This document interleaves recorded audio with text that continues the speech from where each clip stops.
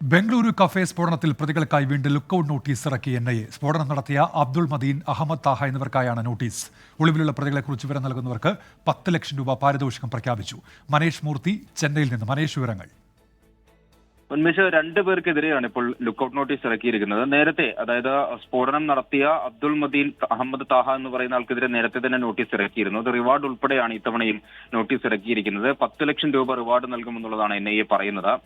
ഇന്നലെ, അതായത് കഴിഞ്ഞ ദിവസങ്ങളിൽ നടത്തിയ പരിശോധനയുടെയൊക്കെ അടിസ്ഥാനത്തിൽ പ്രധാന ആസൂത്രകനായിട്ടുള്ള മുസമ്മിൽ ഷെരീഫിനെ ഇന്നലെ എൻഐഎ അറസ്റ്റ് ചെയ്തിരുന്നു. അതിന് പിന്നാലെയാണ് ഇന്നിപ്പോൾ വൈകുന്നേരത്തോടു കൂടി 2 പേർക്കെതിരെയും ഇപ്പോൾ ലുക്കൌട്ട് നോട്ടീസ് ഇറക്കിയിരിക്കുന്നത്. റിവാർഡ് ഉൾപ്പെടെയാണ് ലുക്കൌട്ട് നോട്ടീസ് ഇറക്കിയിരിക്കുന്നത്. നേരത്തെ തന്നെ ലുക്കൌട്ട് നോട്ടീസ് ഇറക്കിയെങ്കിലും കാര്യമായുള്ള പ്രതികരണങ്ങളോ അല്ലെങ്കിൽ വിവരങ്ങളോ ഒന്നും തന്നെ ഇവരെക്കുറിച്ചൊന്നും ലഭിച്ചിരുന്നില്ല. അതിന്റെ അടിസ്ഥാനത്തിൽ കൂടിയാണ് ഇപ്പോൾ രണ്ടാമതൊരു നോട്ടീസ് കൂടി ഇപ്പോൾ ഇറക്കിയിരിക്കുന്നത്. മനേഷ് മൂർത്തിയാണ് ചെന്നൈയിൽ നിന്ന് വിവരങ്ങൾ നൽകിയത്.